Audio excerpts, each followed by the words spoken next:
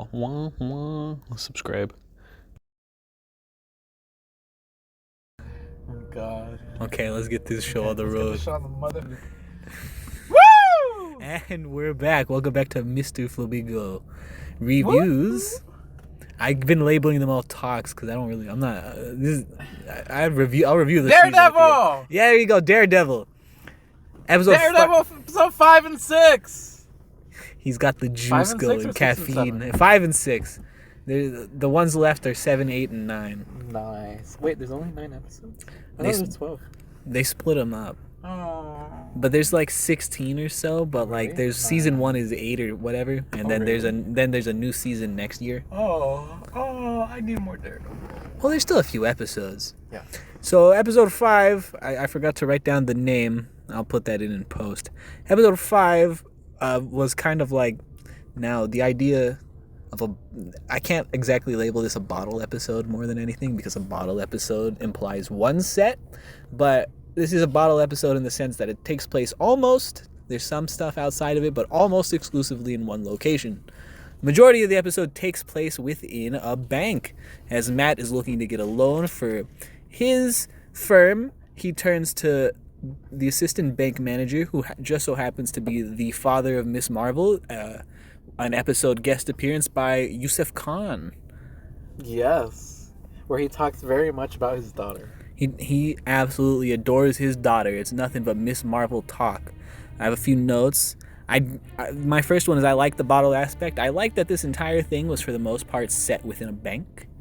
I think that it was a really good use of Daredevil's ability to listen in on things and just help verge him closer and closer back to being Daredevil. What do you got? I think I would leave my stuff for after you're done. Okay, so next up on my little bit of note, I said it does further his interest in becoming Daredevil again. A lot of this episode is dedicated to the fact that Matt just so happens to be in the right place at what you could argue the wrong time. I mean, it's the right time because he's stopping a bank robbery, but for a man who is working very hard to turn over a new leaf and try his best to be somebody that is not a vigilante, somebody that puts a lot of reliance into the law, he takes a lot of this up in his own hands because he realizes nobody else can do it. I liked that gradual growing to understand that when he realized he had to protect Yusuf, when he realized he had to take out most of the thugs himself. I liked the ending of the episode where he just straight up pulls on just a random mugger's mask, like from one of the robbers, and just beats a guy senseless. And it happens to just be the red one. And my last thing of note, because there was a lot to the episode, but not a lot in terms of movement of the story, is there's a striking lack of Wilson Fisk. But on the flip side of that note, it's heavily suggested and confirmed in the next episode that he set up the robbery himself. So he's dipping his hand back into crime. So the parallel is there. You just don't get Wilson in play like you do for the previous episodes, which is a shame because it's a very striking lack of Vincent D'Onofrio, who's a wonderful actor. To the last point, I thought it was implied that his gang members did it, but he didn't know about it. Oh, I guess so. It was an inter-gang thing. Well, a lot of it is because they keep going like, well, you've got to. They keep going the boss. Because I'm pretty sure their gang leader is named Luca. It might be Luca. There's Luca and one other fellow that serve as like gang leaders that are having a conflict. I thought the implication was Fisk because they don't say him by his name. Okay, I can see that. Yeah, I can see that. They only reference him once and they just say like, and then we get the big man off of the boss's back as if Wilson sent them in to get the jewel so that the guy could get his money and everybody can be squared away. Or plot twist. What's her name? Oh, Vanessa. Vanessa Was the one who abandoned. This is true. Because she's technically the boss.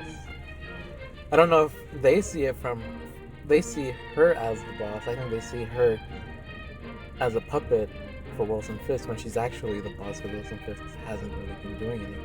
That's what I thought. That's what the first few episodes were implying. Yeah, I can see that. But who knows? That's just speculation.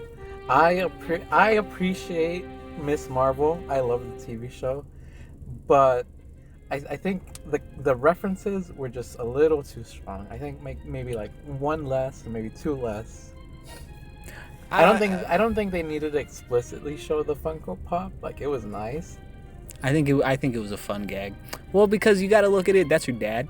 That is her. That's dad. proud dad mode. That is proud dad. And it's like, I mean, it makes sense. And also, just from like the outside perspective, this is a man who we've only ever seen him in the context of a much lighter Marvel universe. Right. He comes from the Miss Marvel show, which is upbeat. He comes from The Marvels, which is upbeat. So you bring the upbeat man from whenever he's in wacky situations, it's usually not as bad for him. You bring him into a situation where there's just a bunch of people with guns and he's held hostage. He's gonna be like, "Oh my God, my daughter is so cool." I can see that. Yeah, I can see that. Yeah, I can see that. Personally, the episode was great, but I would have liked to, if it was gonna be it felt more of a filler episode. Oh, it is 100%. And if it was gonna be a filler episode, I would have liked to see the side characters being fleshed out. Oh yeah, that is true. This is absolutely so far. There's absolutely very little care for any of, specifically Daredevil's side characters. Right. Fisk's side characters get a little bit of gumption, mostly Like- just like Daniel like and Daniel, yeah. BB, the reporter. Mhm. They get a little bit of stuff going for them. And there's scenes with the gang members and stuff like that. Daredevil's side characters get nothing. Again, I would have liked to see them. If it was gonna be a filler episode, it wasn't gonna push the story. I would have liked to see them. I understand. But the episode by itself is fine. I liked it. I still enjoyed it. I just would have preferred, especially because within these episodes. Yeah, you're right. They haven't really been getting any attention on Daredevil's side. But that's about all you can really get out of episode 5. It's still fun.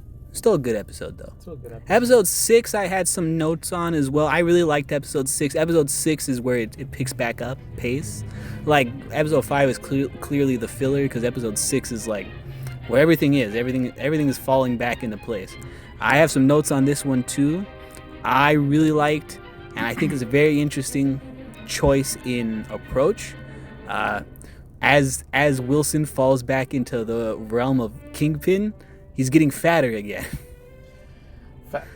Fatter or just bigger. He might be. No, he's getting fatter. Because I said the more Wilson gains weight, the more he becomes more Kingpin. So like he's starting to feel the like. Spider-Man. He's starting to feel the presence of all these people, and because his loss of weight was a big symbolism of like, he's like, I'm a changed man. He's like, I've slimmed down, I'm mayoral, and now he puts on his suit jacket and it rips, and he's like, it's just not fitting like it used to. And then you just get this shot of Vincent D'Onofrio like soulfully looking off because he's just getting bigger. Yeah. And I was like, Those late night dinners. I was like, that's a very, I guess, how else are you gonna do it? But you're gonna make him a bigger guy again to show his descent. That's a fascinating approach. I wouldn't have guessed. Gluttony. Oh, that's a good way to put it. That's true. Because he's eating those really nice dinners. I do remember the episode he's eating the earlier in this season. He's eating the sandwich. He's like, I love the sandwich. And then he's like, I hate the sandwich. Awful sandwich. About what they reveal at the end of the episode. That too. Muse finally gets play, and he is sufficiently creepy. Like, really creepy. He is really creepy. I like as funny or like sad. I guess it's both funny and sad. The play with David, what they're doing with Vanessa's lover, really interesting.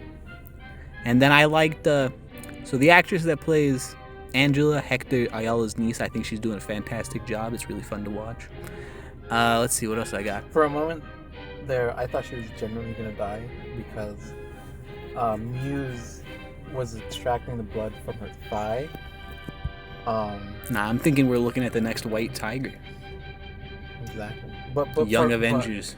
But Muse is just so creepy. He's creepy. He's a really good creepy. I thought she was gonna die. Did he get away? Oh yeah, he got away. He got away, right? Mm-hmm. Yeah. Fight scene was great. That's where I'm at now. The ending, the Wilson and Matt parallels in that last final stretch was awesome. Fantastic. My big note was the fighting is way more comic booky than like your Netflix Daredevil, and in a lot of sense, a bit less realistic. You see the Disney. Yeah, you see the Disney. This is a lot more comic booky. That's not a bad thing. I mean, he's moving around like Daredevil, like what you would see Daredevil get up to in a comic book. But then that takes away from like there's some parts where you're like, well, that doesn't look like that's a real dude at all. They try to keep it brief, but like there are just moments where you're like, that's that heck was Disney that? Money. That's that Disney money. That's that Disney influence. I liked so from a cinematic perspective, Wilson basking in the light was really funny and really good. Wilson Fisk was a bad man who tried to be a good guy, at least for show, but then being bad again gives him such a euphoric release. Like he's like limited up. That ending of just him basking in the light of like his true self, he's in his element. I was like, okay, I dig that. And then Matt, and that opening of the season, he does a bad thing. He tries to go straight, no more Daredevil, but being bad again, being that vigilante is basking him in the darkness, even though he's the hero, and he's also back in his element. I was like, that is really nice to look at, especially with the lighting. When he was doing the prayer in the background as the action was going, oh my goodness, that was amazing. That was beautiful. Episode 6 was a great episode. Episode 6, I think for just for it being released as a 2-part episode, if it was its own episode, I wouldn't have this issue, but because solely for the reason that it was released 2 episodes this week, I kind of expected episode 5 and 6 to be connected a little. Yeah, they have nothing to do with each other. Nothing really. Like episode 5. Episode 5 is, but not really. Episode 5 is furthering the juice to put Matt back in the Daredevil horns. I felt at that point he was. But he was already there. He was already there. I read somewhere that, like in Breaking Bad, where they were just doing the Fly episode and they were just the lab, the entire episode, budget cuts. They gotta save money. In you know what? I could. Places. If it wasn't for the fact that there's a part where when Matt is opening the lock of the vault, they get a whole CGI vault lock for like just 5 seconds, not even like they a whole CGI'd inner workings lock of a vault. If it wasn't for that, I would have given that to you. I'd have been like, you know what? I think you might be onto something, because even if it's big rooms, usually it's tighter set pieces. But then it's like, they must have spent like a cool couple thousand for a couple seconds of a vault lock action.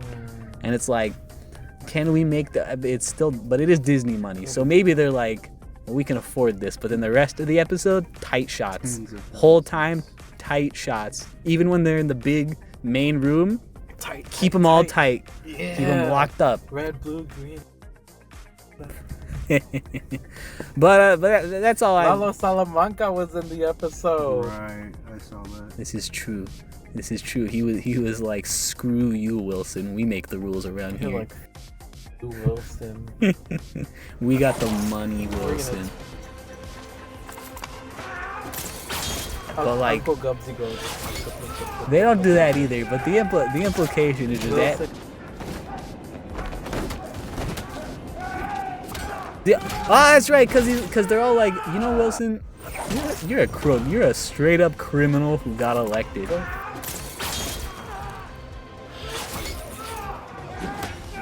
They're like, we know you made all your money off of the docks, and now you want to make the docks nicer. Why? So when you're done here, you make more money off the docks.